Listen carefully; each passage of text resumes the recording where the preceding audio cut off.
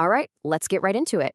We've all heard the story of John the Baptist, right? The wild-looking prophet out in the desert.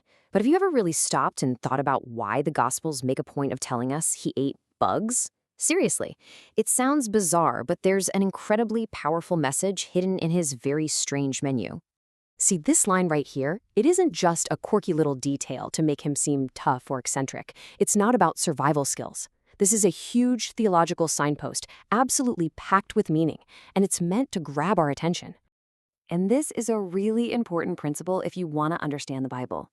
Nothing is just filler. If the writers took the time to include a detail, especially one this specific and, let's be honest, this weird, you can bet it's there for a crucial reason. That's the big question, isn't it? And that's what we're going to unpack. We're going to decode John's diet and even his location to uncover a pattern that runs through the entire biblical story, all the way from page 1 to the very end. So, first things first, the gospel writers want you to have a very specific image in your head when you see John. His outfit, camel's hair, leather belt, it's not a fashion statement. It's a direct callback to the prophet Elijah. His whole vibe is designed to make you think, okay, this is a prophet. Someone speaking for God, but way outside the official halls of power. Now, let's get to the food, because this isn't just what he ate to stay alive. His meal was a living, breathing sermon. Every part of it, the locusts and the honey, carries enormous symbolic weight. Okay, look at this incredible contrast. On one hand, you've got locusts. In the Old Testament, locusts are bad news. They represent God's judgment. Think of the plagues of Egypt, total devastation. And this is key, they were also technically a clean food. You were allowed to eat them under the law. And on the other hand, you have wild honey. This is the ultimate symbol of God's blessing, of abundance, the very thing promised in the land flowing with milk and honey. So get this. This is the whole point. John is literally consuming both sides of God's relationship with Israel. He's eating the judgment and the promise, the devastation and the sweetness. His diet is his message. Repent because judgment is real and it's coming, but so is the incredible sweetness of God's promise if you turn back to him. So we figured out the what, but that's only half the story. The where is just as important. Why is he doing all this out in the middle of nowhere in the wilderness? This is the next giant piece of the puzzle. The wilderness isn't just a cool, dramatic backdrop for the story. No way. It is a very deliberately chosen theological stage. All through the Bible, when God is about to do something major, like create a nation, speak to a prophet, or get ready for the Messiah, he so often takes his people out into the wilderness. Now, the Greek word that the Gospels use here is eremos, and it means pretty much what you'd expect, a lonely, desolate, empty place. That's kind of the common idea, right? A place of testing and being alone.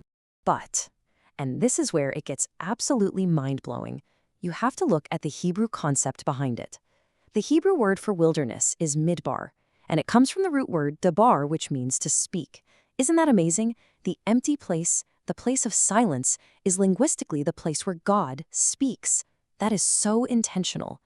And once you get that, a light bulb just goes on. You start to see this pattern everywhere. The wilderness, as a place where you meet God, isn't just a one-time thing. It's a theme that is woven through the entire biblical story over and over again.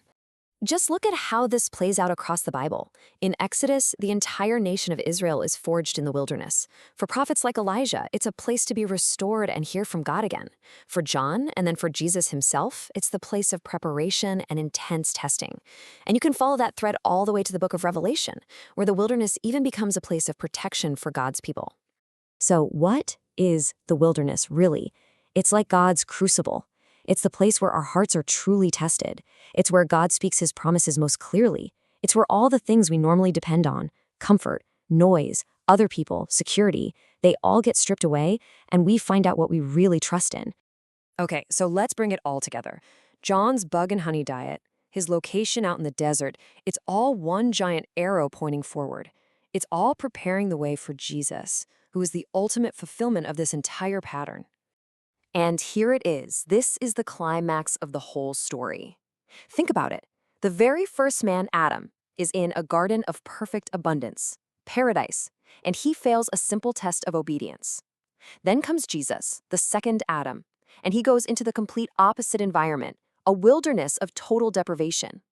He faces the ultimate test of obedience. And where Adam failed, Christ triumphs. He reverses the whole thing. And that just changes how you see everything, doesn't it? The wilderness wasn't a punishment. It wasn't a detour from God's plan. It was the plan. It was the necessary path you had to walk down to get from the failure of the first garden to the glory of a new, restored, and totally secure Eden. So we end up right where John's life forces us to look, at our own lives. The man lived his message. His clothes, his food, where he lived, it was all part of the sermon. And it leaves every one of us with a really powerful, maybe even uncomfortable question. Never mind what you say for a minute. What does your life preach? What are your daily habits, your patterns, what you choose to consume? What sermon is your lifestyle giving?